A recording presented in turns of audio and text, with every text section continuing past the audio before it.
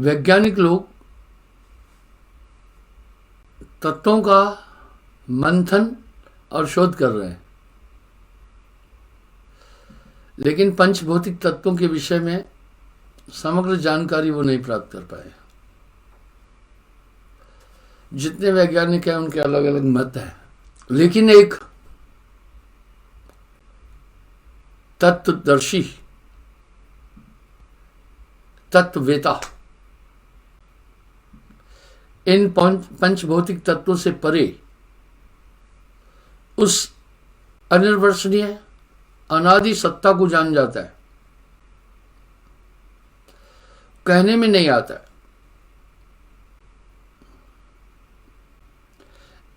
एक वैज्ञानिक ने घोषणा की थी कि मैंने ईश्वर को देख लिया है। विज्ञान की एक वृत्ति है, वो हर चीज को प्रमाणित करता है। वैज्ञानिक लोग ईमानदार होते हैं। विज्ञान सच पर ही टिका हुआ है। तो बहुत और वैज्ञानिक इकट्ठे हुए, कहा भाई अगर आपने सृजन का आधार जान लिया है, सृष्टि का आधार जानने से ही परमात्म तत्व की अनुभूति होती है, यानी सृजन का बेस समझ में आ जाए। इसलिए दुनिया का सबसे अहम प्रश्न है को अहम कितमितम के कारण जगत उत्पादन है, कोह कर्ता विषयान है। मैं क्या हूं, संसार क्या है, उसकी उत्पत्ति क्यों हुई, उसका सृष्टा कौन है। मैंने परसों भी कहा था, इंसान ने अपने स्वार्थ और अर्थ सिद्धि के लिए बहुत से भगवान बनाए। इसलिए आदमी ये निर्णय ही नहीं कर पा रहा कौन सा मत, कौन सा पथ, कौन परमार्थ पद की प्राप्ति के लिए उपयुक्त है। यहां एक शब्द बड़ा सटीक है, ब्रह्मानंद जी का है। नाना पंथ जगत में निज निज गुण गावे। नाना पंथ जगत में निज निज गुण गावे, सबका सार बताकर गुरु मार्ग लावे। जब वैज्ञानिक लोग काफी इकट्ठे हुए, उन्होंने कहा भाई अगर तुम परमात्म तत्व को, सृष्टा को, उस अन्य पावर को जान चुके हो तो दिखाओ। उसने एक अच्छा प्रमाण दिया। एक खाली गिलास रखा, सबको कहा आप देखो इस गिलास में क्या है। वैज्ञानिकों ने कहा इस गिलास में वायु है। हवा तो एवरीवेयर है। जब इसकी गति अधिक हो जाती है तो स्पंदन बढ़ने से फील होता है, लेकिन जब गति नहीं है तो वायुमंडल में वायु तो है।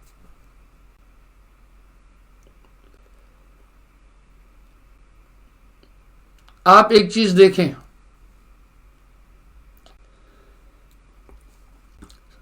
शाम का सूर्य ढलने वाला हो,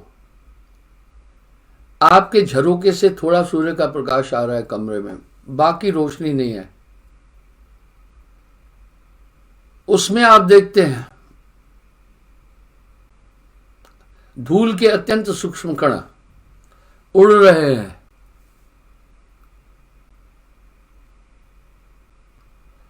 वो असंख्य होते हैं, पर वो उड़ते सिर्फ उसी लाइन से दिखते हैं जहां से प्रकाश आ रहा है, बाकी पूरे कमरे में अंधकार है, इसलिए वो नहीं दिख रहे। अब वो उड़ रहे हैं, इधर उधर हो रहे हैं। ये क्यों उड़ रहे हैं, क्यों इधर उधर हो रहे हैं? हल्के हैं, इसलिए गौण वायु भी उनको मूवमेंट करा रही है। इससे एक आभास हुआ कि वायु चाहे चलती हुई नहीं दिख रही है, लेकिन वायु मूवमेंट कर रही है, कंटिन्यू कर रही है, इसलिए हम तो वायुमंडल में हैं। उस वैज्ञानिक ने कहा किसी सड़क पर जाते हुए आदमी को बुलाओ। उसको बुलाया गया, उससे कहा गिलास में देखो क्या है। उसने गिलास को उठाया, उल्टा पुल्टा किया, घुमाया फिराया, बोला कुछ भी नहीं है।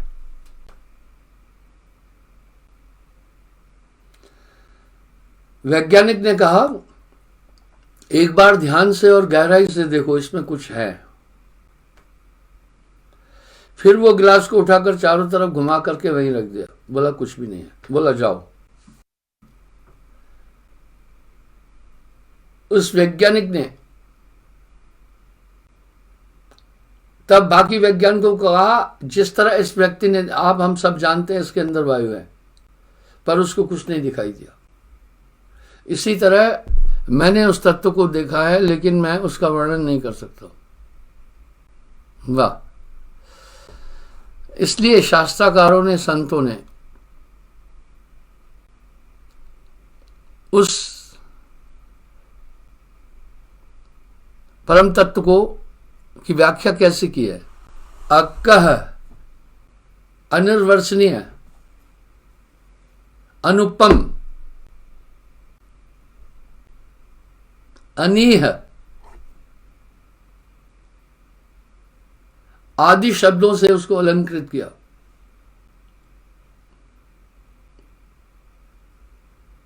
आइए हम देखें। और साहब ने एक शब्द में उस पर विराम लगा दिया, जो पहुंचा जानेगा वाही कहन सुनन से न्यारा है। वो कहने सुनने से न्यारा है। साहब कह रहे हैं करोड़े जतन, करोड़े जतन सखी साहिब मिलन की, गुड़िया गुड़वा भुइया भवानी, तज दो ये बनिया लड़कैया खिलन की। कहते बच्चों का खेल जो होता है गुड़िया गाड़िया से खेलते हैं, इस तरह से भैया भवानी में तुम नहीं उलझो। उन्होंने उस आव्यक्त को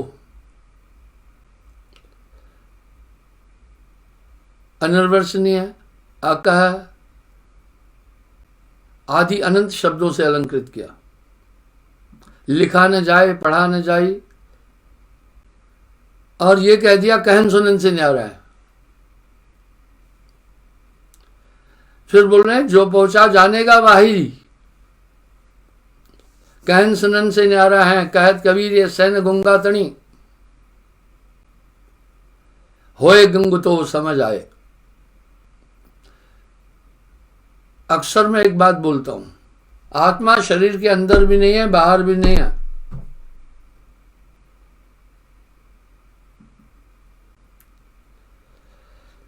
अगर शरीर के अंदर हुई तो वो कैद है, फिर बाहर हुई तो फिर शरीर का संचालन कैसे कर रही? वाह, क्या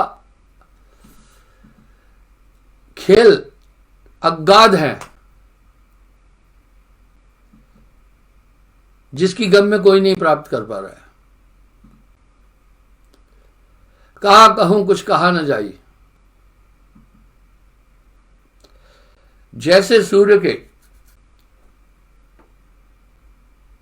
प्रकाश के कारण ही परछाई का जन्म होता है, वस्तुतः परछाई का कोई अस्तित्व नहीं है।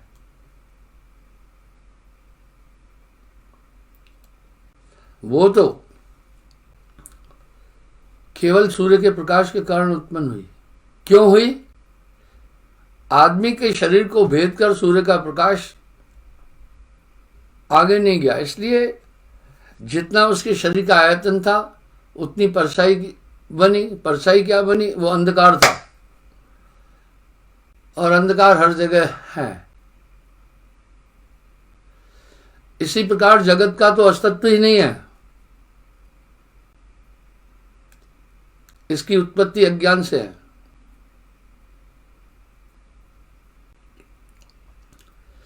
कहत कबीर सुनो भाई साधो, जगत बना है मन से। ये असत्य रूपी जगत दृश्य मन के संकल्प में ही स्थित है राम। जब तुम्हारा मन स्थिर हो जाएगा तब तू मैं इत्यादि जगत भ्रम भी नष्ट हो जाएगा। चित्त की मलिनता का नाम ही संकल्प है। जब ये मलिनता दूर होगी तब आत्म साक्षात्कार हो जाएगा। इसका प्रमाण है, कम से कम जगत के जितने भी मुनि मुनीष आचार्य हुए, सब एक मत से एक बात कह रहे हैं, परमात्मा की प्राप्ति के लिए ध्यान एकाग्र करना। ध्यान एकाग्र करने का क्या प्रयोजन है? ध्यान आत्मा है। मैं इस शब्द को अपनी शैली में बोलता हूं, concentration is soul and soul is concentration. हर कार्य में उसकी भूमिका है। ये बिखरा हुआ है दुनिया में। जब ये संग्रहित हो जाएगा तो सब कुछ अनुभव हो जाएगा खुद ब खुद। ठीक वैसे नींद में पहुंचने के बाद उस अवस्था में दृश्य और पदार्थों का सृजन ऑटोमेटिक हो जाता है। ऐसे ऐसे दृश्य और पदार्थ मनुष्य देखता है जिसकी उसने कल्पना भी नहीं की है। इसलिए समग्र एकाग्रता पर जो स्थिति बनती है वो आत्मा है। मैं एक प्रमाण फिर इसका दे रहा हूं। जब शुकदेव राजा जनक के पास आत्मज्ञान के लिए पहुंचा तो राजा जनक ने कई प्रमाण दिए आत्मा के।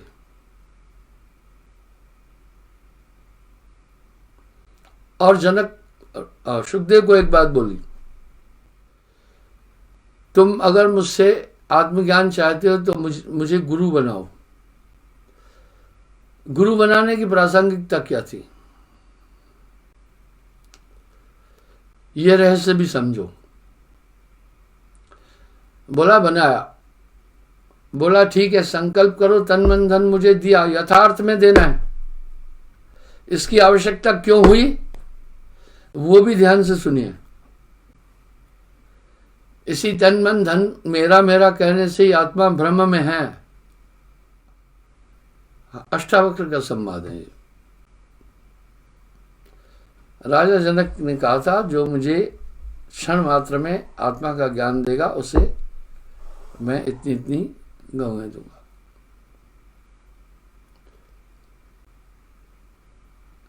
बोला हे जनक,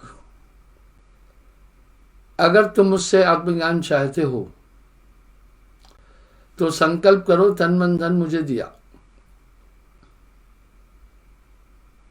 जनक ने यथार्थ में आंख बंद करके संकल्प किया, तन मन धन दिया। कहा हे जनक, ये तन हूं मैं, अब तुम ये नहीं सोचना, तन तो मुझे दे चुके हो। बोला हाँ।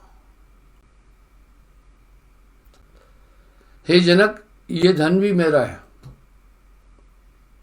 इसलिए राजमहल, सेना, खजाना, धन ये सब मेरा हो चुका है, इसका चिंतन नहीं करना। बोला ठीक है। बोला हे जनक, मन भी मेरा हो चुका है, खबरदार इस मन से कोई भी संकल्प किया, मैं आज्ञा देता हूं, मन मेरा है, इसका प्रयोग अब नहीं करना। इसके 4 रूप हैं। कोई निश्चय भी नहीं करना बुद्धि से, चित्त से कुछ भी याद नहीं करना और कोई क्रिया नहीं करना। यही 4 मन के रूप है। एकाग्र हो, आंख बंद कर देख क्या है। राजा जनक ने कहा मैंने आत्मा देख ली। आत्मा तो स्वानुभूति से अनुभव होती है, उसका कोई प्रमाण नहीं दिया जा सकता है। ऐसा नहीं था कि अष्टावक्र ने जनक के शरीर से आत्मा निकालकर उसे दिखाई होगी कि ये देख जनक, ये तेरी आत्मा है। यहां एक भ्रांति हुई। फिर तो एक अष्टावक्र था, एक जनक था और एक आत्मा थी। आत्मा को कौन देख रहा था? जनक। अर्थात देखिए, यहां बहुत बड़ी बात बोल रहे हैं। मन के स्थिर हो जाने पर मैं तू इत्यादि जगत भ्रम भी नष्ट हो जाता है। वाह! चित्त की मलिनता का नाम ही संकल्प है। मलिनता दूर होगी तभी आत्म साक्षात्कार होगा। जैसे अबोध बालक की परछाई में भूत होने का भ्रम पैदा होता है, वैसे अज्ञानी व्यक्ति को यह जगत भ्रम होता है। जगत है ही नहीं। अब इसकी एक पुष्टि हो रही है। साहिब वाणी में कह रहे हैं, कहत कबीर सुनो भाई साधो, जगत बना है मन से। और मन पर साहब इतने कंसंट्रेट है। इसी प्रकार पूरे योगा वशिष्ठ का अगर मंथन करेंगे मन निकल आएगा। मैं अक्सर कहता हूं, वक्ता लोग प्रमाण देते हैं सब कई और किस्से कहानियां भी बोलते हैं, लेकिन मन पर कोई जा ही नहीं रहा है। मुझे खुशी है जब मन की मैं व्याख्या दे रहा हूं काफी लंबे समय से, तो अब कुछ कुछ वक्ता लोग मन पर बात कर रहे हैं, लेकिन आगे वो फंस जा रहे हैं। मन छीने कोई बिरला भेदी, मन को कोई देख न पाए नाना नाच नचाए। जैसे बाजीगर बंदर को नाना नाच नचाता है, इस तरह मन जीव के संग मन काल रहाई, अज्ञानी नर जानत नहीं। अब वशिष्ठ जी क्या बोल रहे हैं? राम, मन की मलिनता क्या है? संकल्प विकल्प, ये बड़े प्रबल है। सफेद रंग पर कोई भी छींटा फेंकोगे वो ग्रहण कर लेता है, लेकिन वो अपना स्वभाव नहीं छोड़ता है। आत्मा भी ऐसे ही है। आप जल में कुछ भी डालिए, वो उसको धारण कर लेता है। नींबू डाला खट्टा हो जाएगा, चीनी डाली खट्टा हो जाएगा। लेकिन जब उसे वाष्पीकृत, वो अपना मूल रूप नहीं खोया। इन सबको धारण करके भी उसने मूल रूप नहीं खोया और सब रंग उस पर ही आए। इस तरह आत्मा मन और माया को धारण करके भी अपना मूल रूप कभी नहीं खोती है। वो ज्यों की त्यों है, जस की तस है, न कमती है न बढ़ती है। वो ऐसा एलिमेंट है एक। इसलिए शास्त्राकारों ने आत्म तत्व बोला। तत्व बोला, हम तत्वों को समझते हैं। वो एक तो भौतिक तत्व है, 5 जल, अग्नि, पृथ्वी, वायु, आकाश। अब इनको तत्व की संज्ञा क्यों दी, एलिमेंट की संज्ञा क्यों दी? कि इसके अंदर अपनी एक एनर्जी है।